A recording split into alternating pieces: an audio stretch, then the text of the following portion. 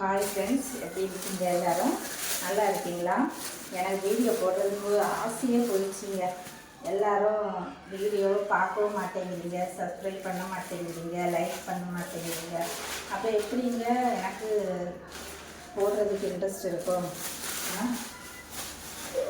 நம்ம வீடியோ உங்களுக்கு பிடிக்கலையா இருக்கலாம். உங்களுக்கு வீடியோ என்னோடய வீடியோ பார்க்க பிடிக்கலன்னு நினைக்கிறேன், அதனால் பார்க்கல. இல்லைன்னா எவ்வளோ வீடியோ போட ஆசையாக இருக்கும் தெரியுமா? ஃபஸ்ட்டு வீடியோ போடக்கு ஆசையே வரல. சரி, இன்னைக்கு போட்டு பார்ப்போன்னு சொல்லிட்டு இன்னைக்கு ஒரு மீன் வீடியோ தான் போடலான்னு இருக்கேன். பாருங்கள், மீன் இது வெட்டி கட் பண்ணி வாங்கிட்டு வந்திருக்காங்க மார்க்கெட்லேருந்து.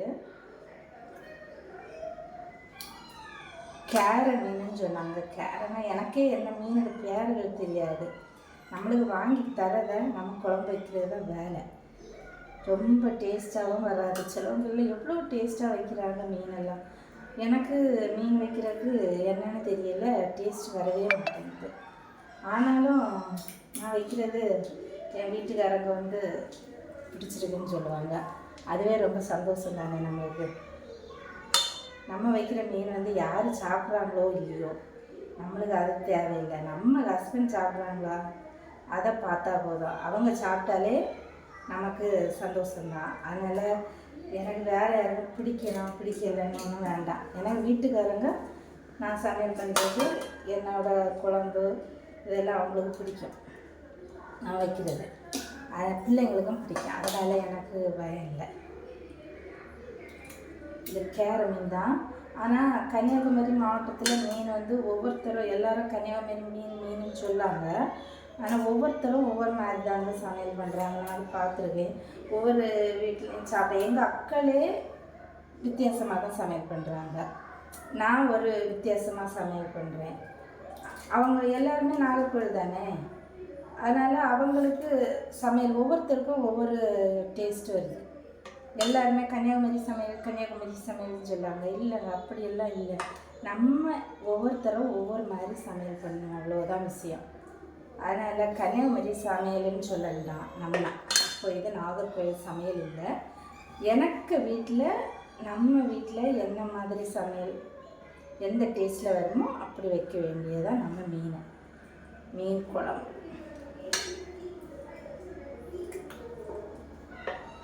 இது கேரை.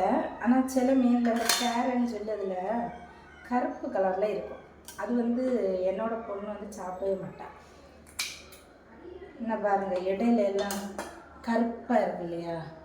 இது வெள்ளையாக இருக்கும், கலர் வேறு மாதிரி இருக்கும். இது கருப்பாக இருக்கும். ஆனால் இந்த மீன் எனக்கு முளை சாப்பிடவே மாட்டாள். கருப்பாக இருக்குது. அதை எப்படி வச்சு கொடுத்தாலும் அவள் தூர தான் போடுவாள், பிச்சு தூர தான் போடுவாள். அதுக்காண்டி வெள்ளையாக வரதை பார்த்து கட் பண்ணி எடுப்பேன். பிள்ளைக்கு கொடுக்கலாம் இல்லையா, தலையோட சேர்த்து தான் வாங்கியிருக்கேன். ஆனால் நான் சாப்பிடுவேன் கருவு மீன். ஏன்னா வீட்டுக்காரங்களும் அப்படி தான், இந்த பிள்ளையும் அப்படி தான், என்னோடய பொண்ணும் அப்படி தான். ஆனால் எனக்கு பையன் என்ன மாதிரிங்க, பாவம், நான் என்ன கொடுத்தாலுமே சாப்பிடுவாங்க. எப்படி இருந்தாலும் எனக்கு டேஸ்ட்டு பார்த்து தான் சாப்பிடுவாள்.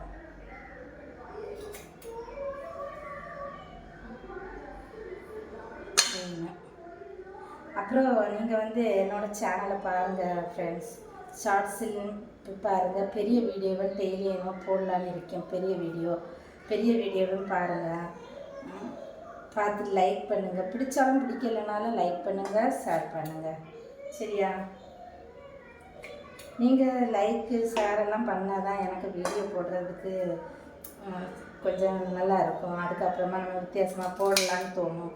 இது வீடியோ போவேன்னா என்ன தோணுதுன்னா, வீடியோ போவே இல்லையே நம்மளுக்கு அப்படின்னு தோணுது. போடுறதுக்குள்ள ஆசையே இல்லை. நேற்றைக்கு வேறு கட்சி எலெக்ஷன் ஓட்டு நடந்துட்டு எனக்கு மனசில் யார்டா வருவான்னு ஒரே ஃபீலிங். சங்கடத்திலே இல்லை, டிவியையே பார்த்துட்டு இருந்தேங்க. இல்லைன்னா டிவியை கூட பார்க்க மாட்டேன். டிவி பார்த்துட்டே இருந்தேன், யார் வருவான்னு. எலெக்ஷன் முடிஞ்ச பிறகு ரிசல்ட் தெரிஞ்சதுக்கு அப்புறமா தாங்க நம்மளுக்கு ஒரு சந்தோஷமே. நம்மளுக்கு பிடிச்சவங்க ஆட்சியில் வரும்போது சந்தோஷமாக தானே இருக்குது. எனக்கு இந்த கட்சியெல்லாம் பற்றி ஃபஸ்ட்டு தெரியாது. இருந்தாலும் இப்போ வந்து எலெக்ஷன் பார்த்தாச்சுன்னா ஒரு இதுதான். விஜய் எலெக்ஷனில் நிற்கிறாங்க, விஜய் எலெக்ஷன் ஓட்டுக்கு நிற்கிறாங்க, சிஎம் பதவிக்கு நிற்கிறாங்க அப்படின்னு சொல்லிட்டு ஒரு சந்தோஷம்தான். பாப்பா இவங்க எப்படி ஆட்சி பண்ணுறாங்க இல்லையா? எல்லோரும் வரட்டுங்க, புதுசு புதுசு ஆட்கள் வந்தால் தான் தெரியும். இது ஒரே ஆள் இருந்துட்டு இருந்தால் நம்மளுக்கு என்னங்க, யார் இருந்தாலும் எனக்கு சலுகை கிடைக்காதுங்க. பாதி பேருக்கு கொடுப்பாங்க, பாதி பேருக்கு கொடுக்க மாட்டாங்க. வசதி இல்லாதவங்களுக்கு தான் கொடுப்பேன்னு சொல்லுவாங்க. ஆனால் எனக்கு தெரிஞ்சு அப்படி இல்லைங்க. எனக்கு தெரிஞ்ச எல்லாருமே வசதியானவங்களுக்கு தான் கிடைக்கிற மாதிரியே தெரியுது. ஆனால் ஒன்றும் இல்லைன்னு சொல்கிறவங்களுக்கு கிடைக்கல, வசதியானவங்களுக்கு கிடச்சிருக்கு. நான் பார்த்துருக்கேன். இதுக்கு பேசாமல் எல்லாருக்கும் மொத்தமாக ஒரேடியாக சலுகைகள் கொடுத்தா பிரச்சனை கிடையாது. நான் அப்படி நினைக்கிறேன். மீன் கட் பண்ணுறதுக்கே எவ்வளோ நேரம் ஆகுது பார்த்தீங்களா? நான் கட் பண்ணி வாங்கிட்டு வந்ததுக்கு பிறகு எனக்கு ரொம்ப லேட் ஆகுதுங்க. நான் எப்போதுமே ஸ்லோவாக தான் வேலை செய்வேங்க. எனக்கு ஸ்பீடே வராது. இப்போ தான் வாங்கி கொண்டு வந்தாங்க. 10 மணிக்கே மீன் வாங்க சொன்னேன். அவங்க கொண்டு தந்ததே 12 மணிக்கு தான்.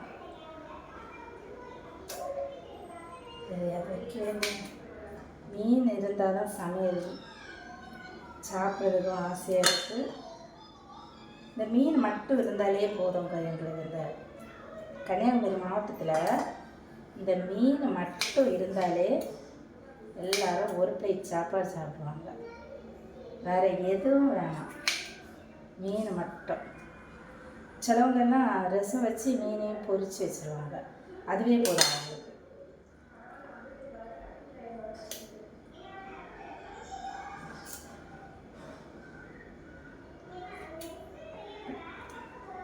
நீங்கள் எல்லோரும் டெய்லி மீன் வாங்குவீங்களா இல்லையா அப்படின்னு கமெண்டில் சொல்லுங்கள். சரியா?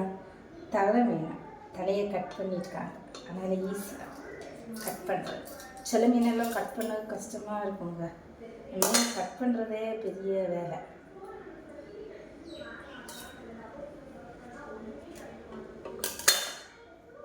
ஆனால் சிலவங்கெல்லாம் வீட்டில் வேலை செய்கிறது நடிக்கவே மாட்டாங்கப்பா, இன்ட்ரெஸ்டாக வேலை செய்வாங்க. ஆனால் என்னை பொறுத்தவரையிலே எனக்கு இந்த வேலை செய்யணும்னு சொன்னால் அதை அப்படி பறந்துட்டோங்க. அம்மாவுக்கு வேலையும் செஞ்சு கொடுக்குறது கிடையாது.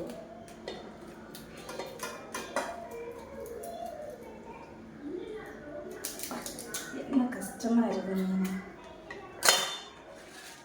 அப்படியே ஒரு வகையில் மீனை கட் பண்ணி மீன்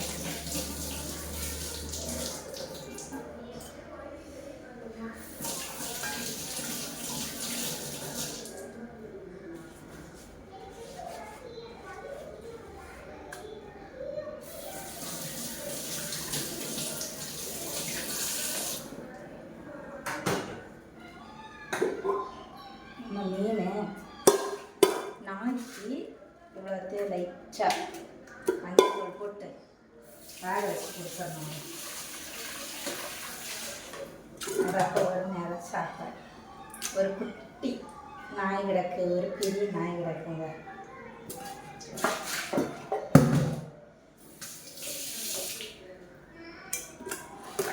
இதுலேருந்து ஒரு 2 மீன் எடுத்து நாய்க்கு போட்டுருவோம். ஓகேவா? லோன் போதும்.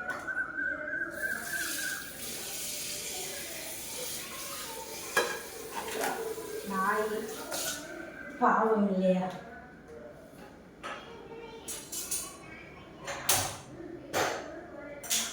நாய்க்கு லைட்டாக மஞ்சள் தூவி வேக வச்சிட வேண்டியதான்.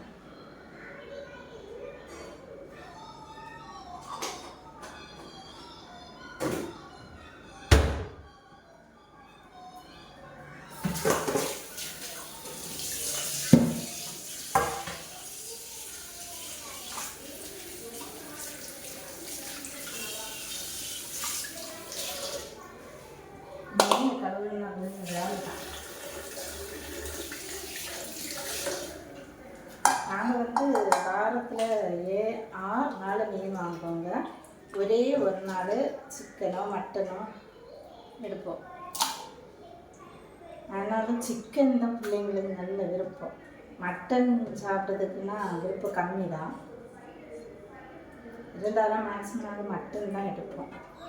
பிள்ளைங்களுக்கு சிக்கன் கொடுக்கக்கூடாது அப்படின்னு சொல்லுவாங்க.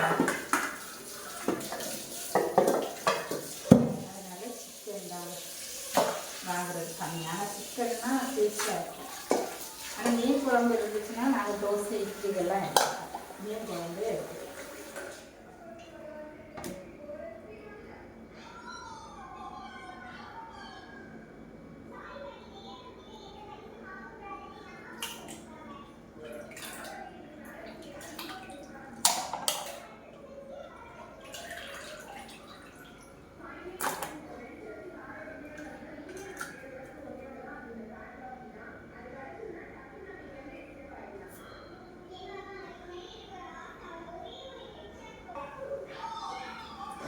மீன் ஒரு வழியாக கழுவி வச்சுங்க. இனிமேல் நம்ம வந்து பொரிக்கிறதுக்கு எடுத்து வைப்போம்.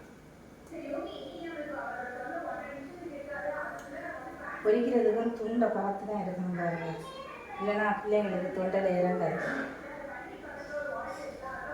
வெள்ளையாக இருக்கிறத பார்த்து தான் எடுப்பேன் பிள்ளைங்களுக்கு பொரிக்கிறதுக்கு.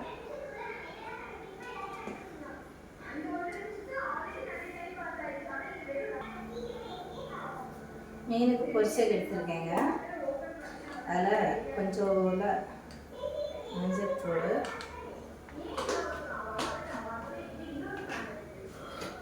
கொஞ்சமாக வத்தல் தூள், கொஞ்சம் வத்தல் தூள் கொஞ்சம் காட்டமாக இருக்கணும்.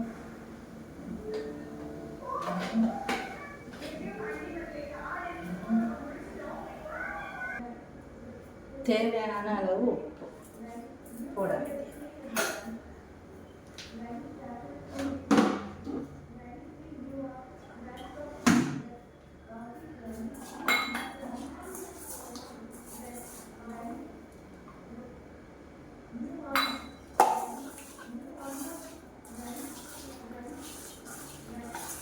சாதாரணமான வீட்டிலே இப்படி தான் செய்வாங்க. ஸ்பெஷலெல்லாம் போட மாட்டாங்க. சிலவங்க வந்து என்னெல்லாம் போடுறாங்க பொரிக்கிறதுக்கு நான் பார்த்துருக்கேன். ஆனால் நம்மளுக்கு இவ்வளோ போதும். உப்பு, வத்தல், லைட்டாக மஞ்சள், உப்பு.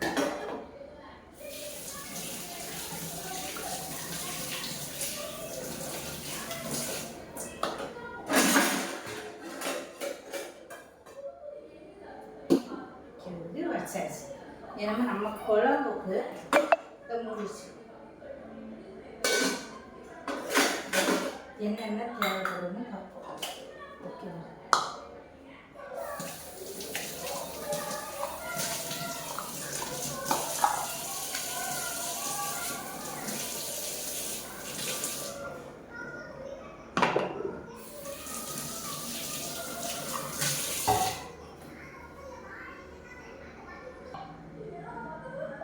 என்னெல்லாம் போடுறோன்னா வத்தல், மல்லி இதில் 2 ஸ்பூன் போடணும்.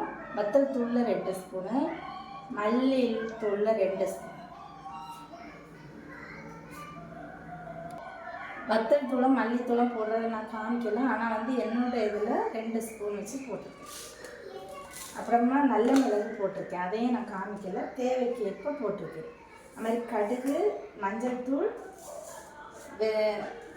இது வெந்தயம், ஜீரகம் இவ்வளவும் போட்டிருக்கோம். அப்புறமா 2 பல் பூண்டு, ஒரு 4-5 சின்ன உள்ளி இவ்வளவும் போட்டிருக்காங்க. தேவையானது வந்து கொஞ்சம் புளி. நான் வந்து புளி வந்து தண்ணியில் கரைச்சி ஊற்றுவேன். இவ்வளோத்தையும் ஃபஸ்ட்டு அரைச்சி எடுத்துருவாங்க. சரியா? மசாலா அரைச்சி எடுத்துட்டு வந்தாச்சுங்க. இப்படி தான் இருக்க மசாலா. மசாலையை கலக்கும். எல்லாமே ஃபஸ்ட்டெல்லாம் அம்மியில் போட்டு அரைச்சி எடுப்பாங்க, நல்லா உருட்டி எடுப்பாங்க காரம்.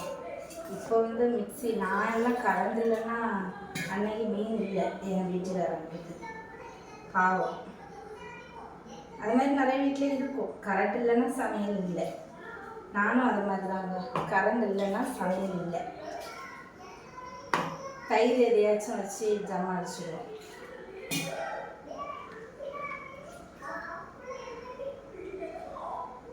எவ்வளவுமே மிக்சியில் அரைச்சி எடுத்து குழம்பு வைக்கிறதுக்கே நமக்கு ரொம்ப கஷ்டமாக தான் இருக்குது. இப்போ ஃபஸ்ட்டெல்லாம் அம்மியில் அரைத்தாங்க, அப்போ எப்படி கஷ்டப்பட்டு அரைச்சிருப்பாங்க. இது மீன் நல்லா அழகாக கூட்டி வச்சுங்க, தெரியுதான்னு தெரியல.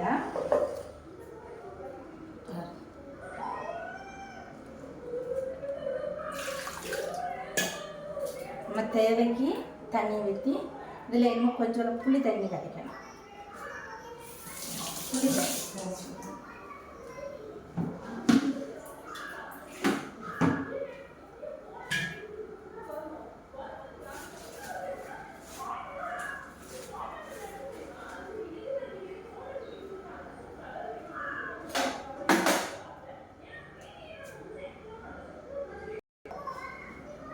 பாருங்க, புளி வந்து இவ்வளோ எடுத்துருக்கேன். இதை நம்ம புளியை கரைக்கணும். முதலே ஊற வச்சிருக்க வேண்டியதுதான், நான் ஊற வைக்கல. கையை வச்சு நல்லா பிணைஞ்சி கொஞ்சம் புளி, உப்பு, காரம் இவ்வளோ கொஞ்சம் தூக்கலாக இருந்தால் மீன் குழம்பு ரொம்ப டேஸ்ட்டாக இருக்குங்க. கொஞ்சம் லைட்டாக உப்பு குறைஞ்சிட்டாலோ எரிப்பு குறைஞ்சிட்டாலோ அது அன்னைக்கு அந்த மீன் குழம்பு டேஸ்ட்டே இருக்காது. புளியையும் கரைச்சி ஊற்றியாச்சு.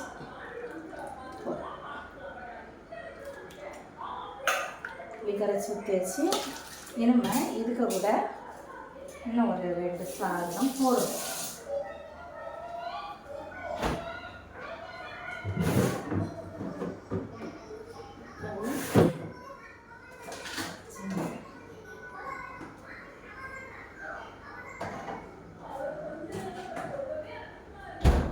இது கூட இன்னும் 2 சாதம் போட, தக்காளி பழமும் பச்சை மிளகும் இந்த மீன் குழம்புக்கு ரொம்ப டேஸ்ட் போடணும்.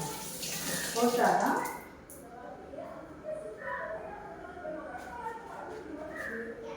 தக்காளி பழமும் பச்சை மிளகும் போட்டாதான் அது வந்து நல்லா இருக்கும் மீன் குழம்பு. எல்லாருமே தக்காளி பச்சை மிளகு, நெத்தலி மீன், சாலை மீன் ரெண்டுக்கும் மாங்காய் வச்சு குழம்பு வச்சு அவ்வளோ டேஸ்ட்டாக இருப்பாங்க, அவ்வளோ டேஸ்ட்டு. நான் வந்து இது கொஞ்சம் பெருசாக போயிடுச்சு, இருந்தாலும் பரவாயில்ல. தக்காளி போட்டால் வந்து ரொம்ப ஒன்று புளிப்பு ஒன்று இருக்காது. தக்காளியும் போட்டு அரைச்சி கூட்டி நம்ம வைக்க வேண்டியதான், அவ்வளோதான் வேலை. மீன் குழம்பு இதை நம்ம கொதித்து தேவைக்கேற்ப உப்பையும் போட்டுட வேண்டியதுதான். இதுதான் நம்மளுக்கு டெய்லியும் மீன் குழம்பு வச்சு சாப்பிட்ற. ஒவ்வொருத்தரும் ஒவ்வொரு மாதிரி தாங்க வைப்பாங்க. ஒவ்வொருத்தர் வைக்கிறது இன்னொருத்தர் வைக்க மாட்டாங்க. ஒவ்வொருத்தரும் ஒவ்வொரு வித்தியாசம்.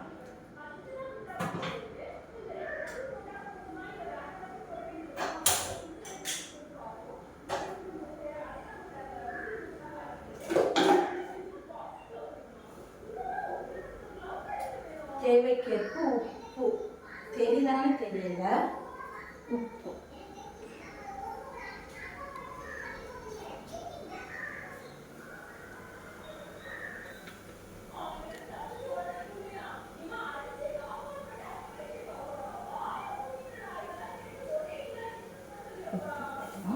தேவைக்கேற்ப உப்பு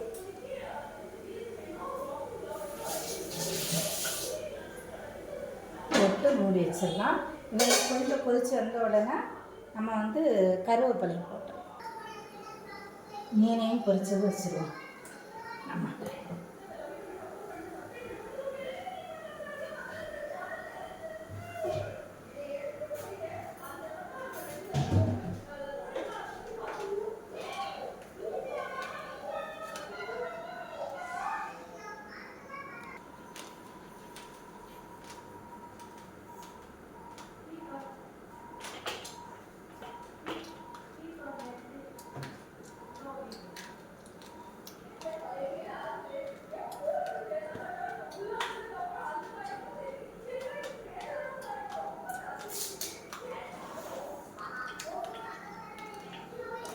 கருவேப்பிலையும் போட்டாச்சு.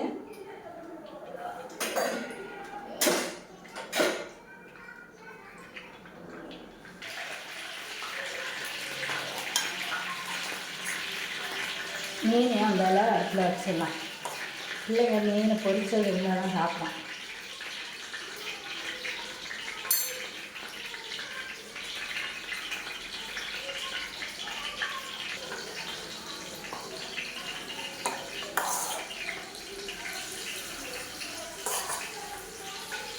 இதுலேயே எல்லாம் தூக்கி போட்டுரும், வேறு எதுவும் செய்யுது.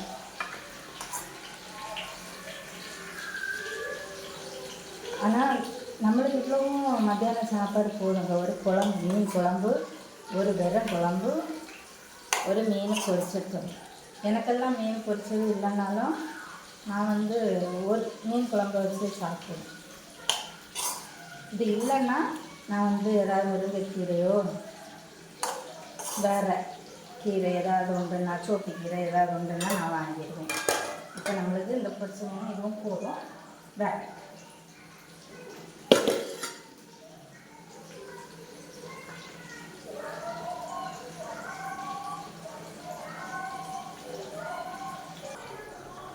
அந்த மீன் குழம்பு ஆயிடுச்சு, கொதிச்சிருச்சு. கொதிச்சதும் நம்ம கொஞ்சம் கருவேப்பிலை போடுவோம். சரியா, கொஞ்சம் நிறைய பேர் போடுங்க, கருவேப்பிலை நல்லது தானே, அதனால் கொஞ்சம் நிறையவே போடுவோம். ஆனால் கொதிச்சு வந்ததும் கருவேப்பிலையே போட வேண்டியது.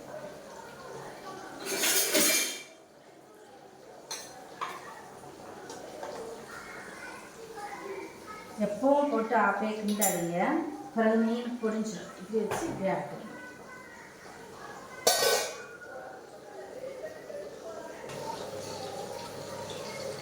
மீனும் கொஞ்சம் பொரிஞ்சு வருது, நம்ம லைட்டாக மறைச்சி போட்டுருவோம்.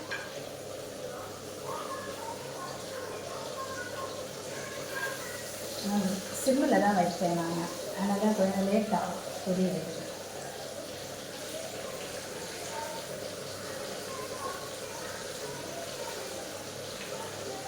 இதே மாதிரி ரெண்டாவது நான் திருப்பி ஒருக்கா போடணும் வேகிறதுக்கு. இது அடுப்பில் வைக்கிற வசதியாக இருந்தது சூட்டு நேரம்.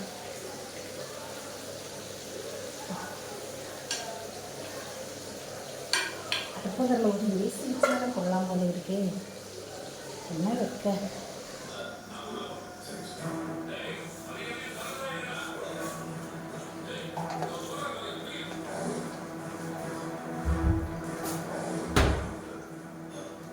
பொரிச்ச மீன் குழம்பு ஆயிடுச்சு நம்மளுக்கு. அந்த பொரிச்ச மீன் வெந்துட்டுருக்கு. இனிமேல் நம்ம வெறும் குழம்புக்கு அந்த கேப்பில் அரைச்சிட்டு இருந்தோன்னா நம்ம வெறும் குழம்புக்கு வதக்கிடுவோம். கடுகு போட்டு எண்ணெய் ஊற்றி கடுகு போட்டு கொஞ்சம் கருவேப்பிலை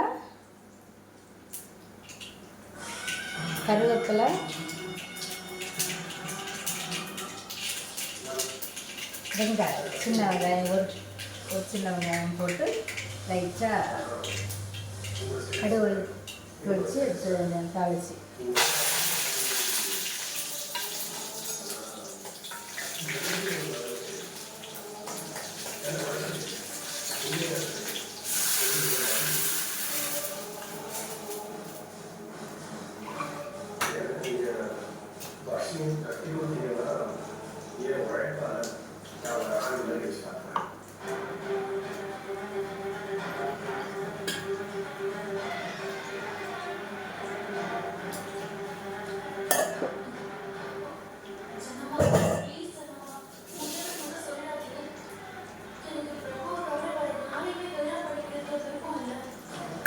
கரம்